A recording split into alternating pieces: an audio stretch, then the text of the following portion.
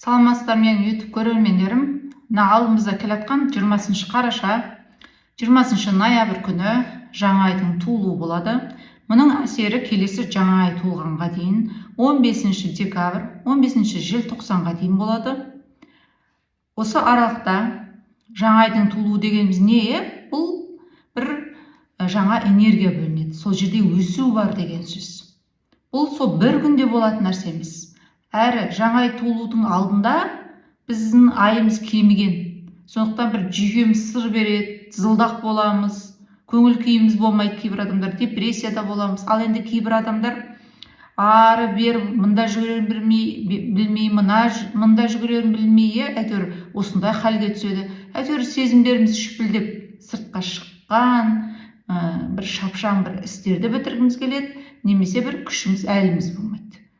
Әйтеуір ортада болмаймыз, осындай халде боламыз. Әрі жаңа ай туыла салып бір жаңа дем, жаңа леп кіргендей болады. Жаңа бір күш, энергия пайда болады. Әрі осы жаңа ай туылудың алдынан 3 күн бұрын және кейінгі 3 күн аралықтары ең жаңағы шарықтау шегі. Бұл жолы су белгісінде жаңа ай туылу болады. Қазақстан Астана уақытыменен күндізгі уақытта туылады, кешке көретін боламыз. Оны әрине күндіз көрінбейді күннің жарығыменен. Әрі қазір мынау қараңғылықтың ең жаңа қоюланып, жарықтың ең азайған, қараңғылықтың өзі үлкен ұлы күшке ие кезең. Сондықтан бір магиялық уақыт деп айтсақ болады. Көп түс аяндар көретін, ата-бабалар әруақтары қолдайтын, және әрбір айтқан сөзімізде бір соның өзі бір күшке ие. Жаңағы бір айтамыз ғой, жаңа магиялық күшке ие болатын болады. Бұл уақытта бір жаңағы саршаянның құйрығын кесіп тастағандай алдымызға біздің жылжуымызға не кедергі келтіреді. Міне содан құтылатын уақыт. Тура айдың кеміген уақытына дейін, 20-сына дейін. Ал 20-сынан бастап жаңа ай туылады, жаңа күш, энергия пайда болады 1-2 күннен кейін. Айымыз өзінің күшіне еніп болғаннан соң. Сондықтан жаңа тілектер тілесеңіздер де болады. Барлығымыз. Себебі ешқандай белгіні, еш қайсысын қалдырмастан әрқайсымызда осы су белгісі, сашаян белгісінде себебі жаңа ай туылады. Осы барлық адамда бар. Астрологиялық картасында 12 белгі болады. Сол жерде күніңіз қай жерде сол белге жатасыз, қалған 11 белгі 11 түрлі салаңызға жауап береді. Тура сол жерде сашаян қай жерде тұр, сол жерде жаңа ай туылуы болады. Әрі бұл бір жаңағы тергеуші секілді боламыз, жанымыз бір қалаған нәрсені алмай тыныш таппаймыз, сезімтал боламыз, жанымыз құштарлық махаббатты қалайды, немесе бір жаңа ақша, билікті қалаймыз. Әйтеуір осы сашаянның тақырыбында болады. Өте интуицияның дамыған уақыты. Енді бұл қай белгілерге әсер етеді? Әрине, сашаян белгісінде болғаннан соң сашаян сіздерге қатысты болады. Сіздердің күндеріңіздің үстінде, себебі бұл жаңа ай туылуы. Тура мына сашаян белгісінен мерген белгісіне өтер тұста, сашаян белгісінің ең соңғы градусы сол аралықта болады. Сондықтан соның арғы бергі жағындағы адамдарға әсер етеді. Бұл қай адамдар? Қазір мен оған да тоқтап өтіп кететін болам. Бүкіл мерген және сашаяндар. Және соның ішінде де мен нүктесін айтып өтемін демі, 15 ноябрь мен 25 ноябрь аралығындағы туылған сашаян мен мергендер. Себебі тура сіздердің күндеріңіздің үстінде жаңа айдың туылуы болады. 15 желтоқсанға дейін осының күші енетін болады. Оның үстіне бұл жолы өзге жаңа ай туылуынан ерекшелігі қара айменен бірігіп тұрады. Мен төбеде көрсетіп қоям, күннің, айдың, қара ай аспектісінің бәрінің бірігіп тұрған. Қазіргі таңда Марс та мерген белгісінде. Сонда сашаян мерген. Міне осы екі белгіде ғалымшарлар өте көп орналасқан. Сондықтан осының энергиясы бізде басым болады. Ол не? Бір көреген, тергеуші секілді, бір нәрсені білмей тыныш таппаймыз, көзіміз рентген секілді, психолог секілді боламыз. Әрі ақша, қаражат, махаббат, құштарлық, билікті жанымыз аңсайды. Әрі мергене өмірге деген бір құлшыныс, бір жанымыз мерекені қалау, ел жер көру, оқып тоқу, көзқарасымызды кеңейту, оптимистік бір көзқараста өзімізге деген сенім мықты, от энергиясы көп кезең. Себебі тура осы мергенге өтер тұста болады 20-сына. Себебі 22-сіне мерген белгісіне күн транзит түрде өтеді де, мергендердің туған күні басталады, өздеріңіз білесіздер. Соған өтер тұста. Әрі бұл жаңа айдың туылуы тағы да мына Саршаян мергені сіздерге қарсы бетте, Саршаян мен мергенге қарсы бетте орналасқан торпақ пен егіздер. Себебі Саршаянның осінде торпақ орналасқан бір осьте, мергеннің осінде егіздер орналасқан. Тура қарсы бетте күн менен ай және қарсы бетте егіз бен торпақтың күні тұр. Бұл әрине астрологиядан хабары жоқ адамдарға, бұл деген нені білдіреді? Кәдімгі біздің қазақша жалпақ тілмен айтқанда. Бұл сіздің қарсы бетіңіздегі адамдар сол жерге бір ай мен күннің жарығы түседі. Сондықтан бір көзіміз ашылады, маскалар шешіледі. Өзіміздің кемшіл тұстарымызды көреміз. Өзімізді алға жылжытпайтын, бір бағаламайтын адамдар болуы мүмкін, орталар болуы мүмкін. Сол жерлерде енді бір дистанцияны сақтаймыз, бір ортаны кесеміз. Немесе ішімізде сондай түйін шешім келеді. Немесе бір тәуелді махаббаттардан құтыламыз. Немесе үлкен емімізде соны қабылдай бастаймыз. Ал енді кейбір адамдарға бұл кезеңде бір ұсыныстар келеді.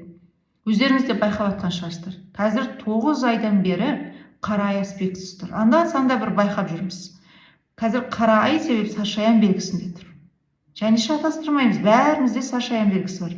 Бәрімізде осы қара ай бар, бірақ әртүрлі тұсымызда. Бұл енді мен қазір жалпы түрде айтам. Себебі жеке прогноз ол төменде WhatsApp нөмірі, профильде көрсетіліп қойған, сонда хабарласасыздар. Ер, әйел, қыз, жігіт, сәйкестік 2026 жылға өмірлік жолдарыңызға көруге. Ал енді ары қарай жалғастыратын болсам, осы қара ай аспектісі бәрімізде бар дедім. Бұл не?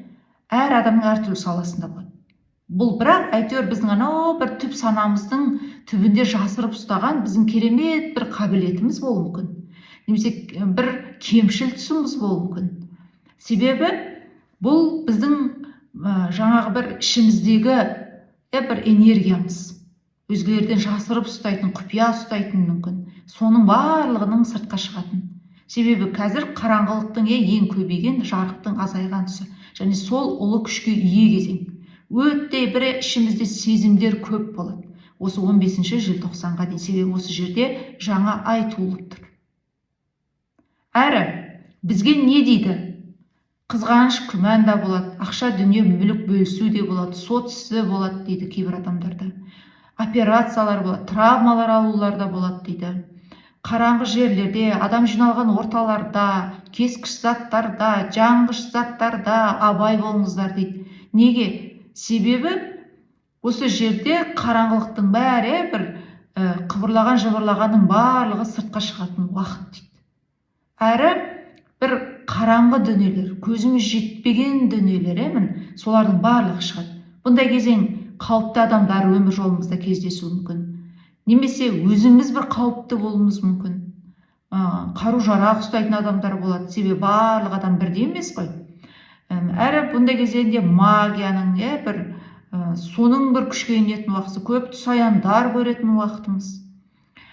Әрі ақша, махаббат, құштарлық, тәуелділік, бір бізді бағаламайтын қарым-қатынастардан шығу, құндылықтарымызды қайта қарау, әрі бір өссек аяң, артымыздан еретінде бір абыройымызға бір нұқсан келеді. Кейбір адамдар орындарынан бір айырылады.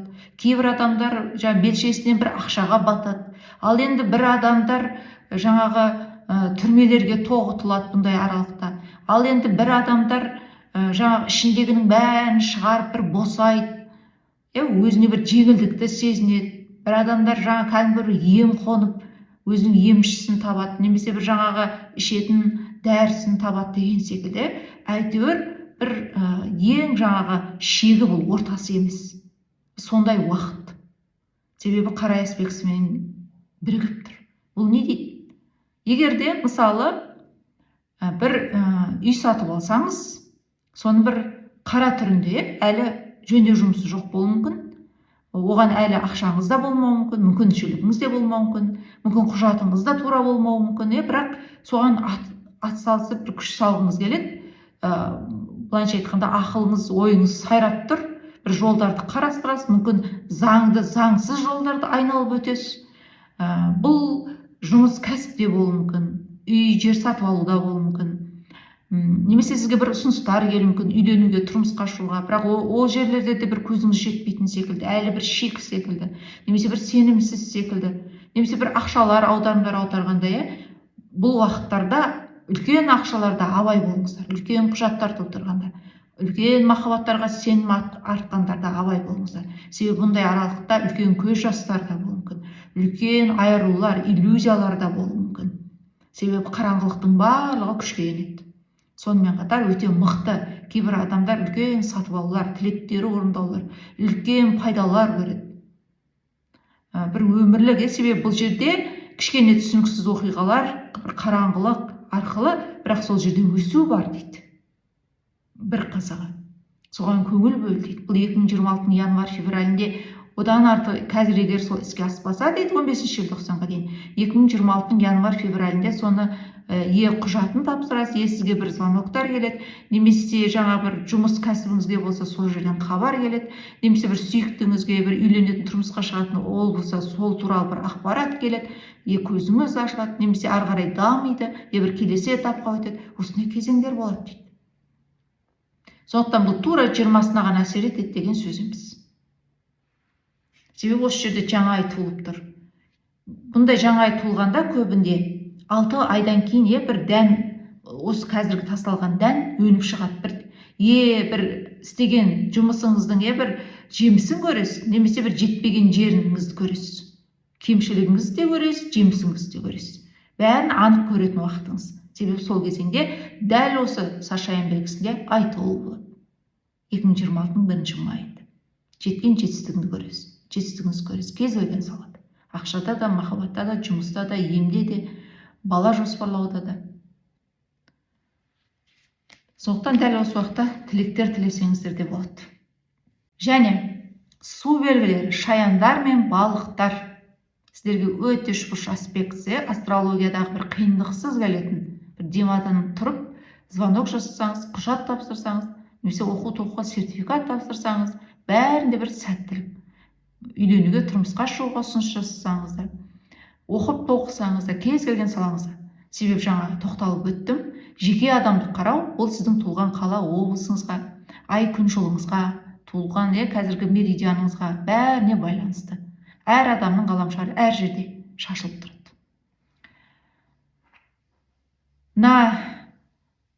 Шаяндар менен балықтар бүкіл және соның ішінде де 15 март пен 20 март аралығында туылған. Бұл үшбұрыш аспектісі дегеніміз не? Бұл бір жаңағы терезеден берді дейді ғой, сондай. Егер кішкене іс-әрекет жасасаңыз болды дейді. Әрі қазір аспан денесінде үлкен үшбұрыш аспектісі тұр. Бұл желтоқсан айының 15-іне дейін тұрады. Кез келген болашаққа деген 9 жылдық өсім беретін жоспарларыңыз іске асады.